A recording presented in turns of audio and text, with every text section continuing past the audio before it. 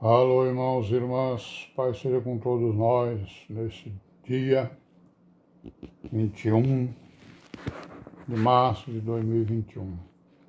Domingo, né, irmãos? Vamos aí, né? Continuar aí com a nossa meditação, buscando aí a história da igreja. A gente estudando a história da igreja, nós vamos nos encontrar com várias virgens prudentes, né, irmãos? Por isso é que a gente está vendo isso aqui. Então, o roteiro que eu fiz para nós, né, meditarmos durante essa pandemia, né, que a gente está distante, né, fisicamente, esse roteiro ele prevê exatamente isso aí, que durante a história, né, nós vamos identificar as virgens prudentes, para nós conhecermos quem são elas e imitá-las, né, imitar o seu caminho.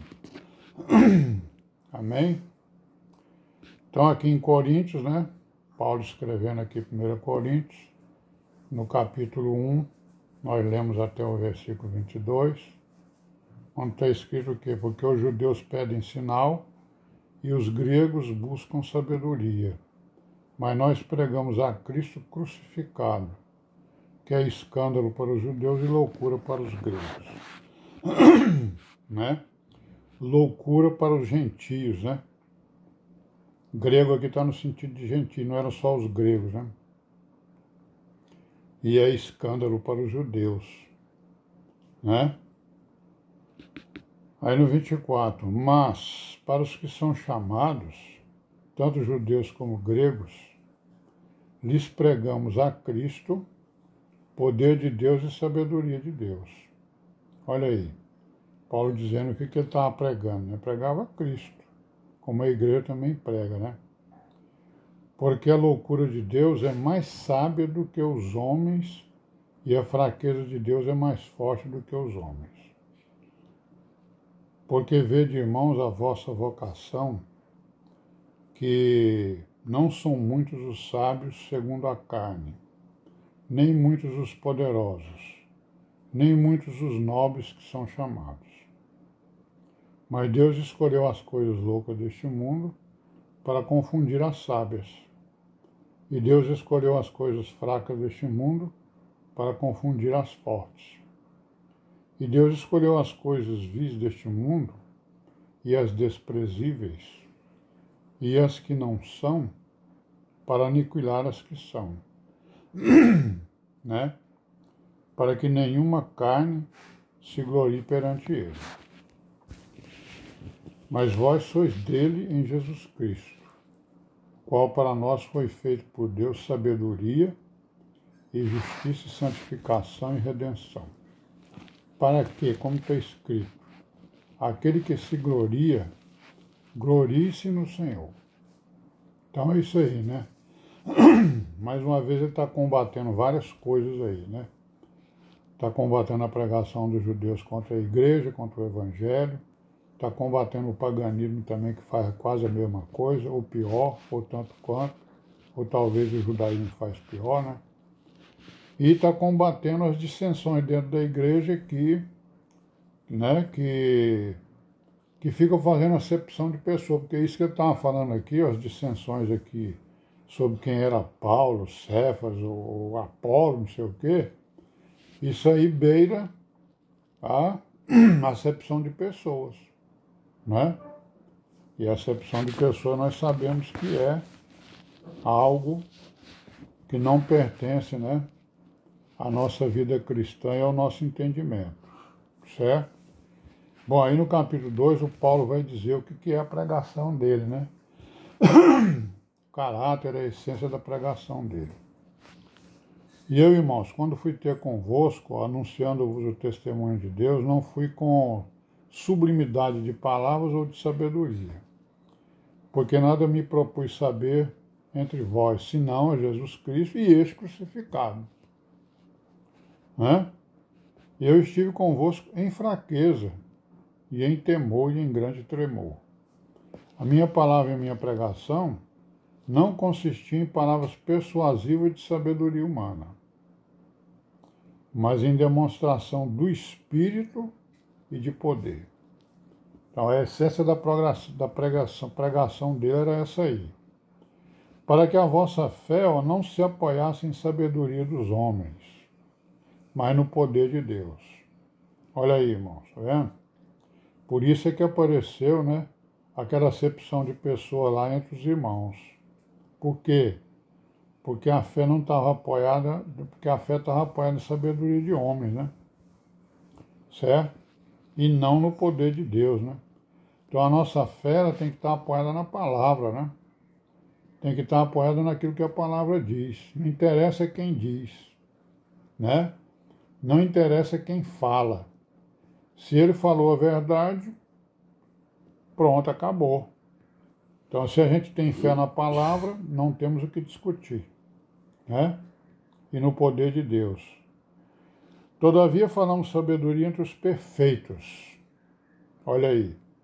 Entre os perfeitos, ele estava falando sabedoria, porque isso que é a palavra é a sabedoria de Deus, né? Não, porém, a sabedoria deste mundo, nem dos príncipes deste mundo, que se aniquilam. A sabedoria se aniquila. Mas falamos a sabedoria de Deus, oculta em mistério, a qual Deus ordenou antes dos séculos para a nossa glória, a qual nenhum dos príncipes deste mundo conheceu, porque se a conhecessem, nunca crucificariam ao Senhor da glória. Olha aí. Então nunca conheceram, né? Porque se tivessem conhecido, eles não iam crucificar o Senhor Jesus, né? Mas como está escrito, ó, as coisas que o olho não viu e o ouvido não ouviu e não subiram ao coração do homem, são as que Deus preparou para os que o amam. Segredos, né? Os segredos do Senhor são para aqueles que o amam, como está escrito, né, nos Salmos, né?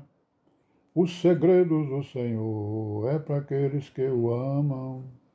Os segredos do Senhor é para aqueles que o amam. Os segredos do Senhor, hein? Amém, né? Mas Deus nos revelou, ó, pelo seu Espírito, porque o Espírito penetra todas as coisas, ainda as profundezas de Deus, né? Porque qual dos homens sabe as coisas do homem, senão o Espírito do homem que nele está, né? Assim também ninguém sabe as coisas de Deus, senão o Espírito de Deus. Mas nós não recebemos o Espírito do mundo, né? Mas o Espírito que provém de Deus, para que pudéssemos conhecer o que nos é dado gratuitamente por Deus. Espírito, né? Palavra, Espírito, né? Sabedoria de Deus, né? Conhecimento, ciência de Deus, né? As quais também falamos, não com palavra de sabedoria humana, mas com as que o Espírito Santo ensina, comparando as coisas espirituais com as espirituais. Essa tradução aqui, ela fala em coisas espirituais, mas ele está falando em palavras espirituais, né? Outras traduções, né? Então, comparando, é assim que a gente cresce, né? No entendimento da palavra e da igreja. Que, ó, as quais também falamos, não com palavra de sabedoria humana, certo? Não é sabedoria humana, mas com as que o Espírito Santo ensina, né? Comparando as palavras espirituais com as espirituais, que é o que nós fazemos todo tempo, né, irmãos? A gente faz exatamente a comparação, é o que nós estamos fazendo aqui, comparando, né? Palavras espirituais com palavras espirituais. Pegando os diversos versículos que falam sobre um tema, nas epístolas, nos evangelhos, né? Nas profecias, enfim, em todas as escrituras, né? Para nós entendermos o que o Espírito está dizendo para nós de forma clara, né? Sabendo nós que muita coisa não foi revelada. Porque se tivesse sido revelado tudo, para que era necessário a fé? Porque a nossa fé é exatamente isso, é nós acreditarmos na palavra. Nós cremos, nós acreditamos, nós temos fé, né? Porque em Deus há sabedoria, né? Porque na palavra há sabedoria. Então, ora, o homem natural não compreende as coisas do Espírito de Deus, nem pode, né? Porque lhe parecem loucura. Isso é tudo loucura, isso não existe Deus não, rapaz. Tá vendo aí? A natureza foi quem fez isso aí tudinho, né? Mas ele se esquece que a natureza, ela tem o quê? Ela tem uma perfeição que ele não consegue ver. E que nenhuma natureza ia fazer uma perfeição que existe na criação. Aí é só olhar para o nosso corpo, né? A perfeição que tem nele. Cabeça, tronco, membros, né? O sangue, o espírito e tal, né? E vai por aí afora. Toda a perfeição.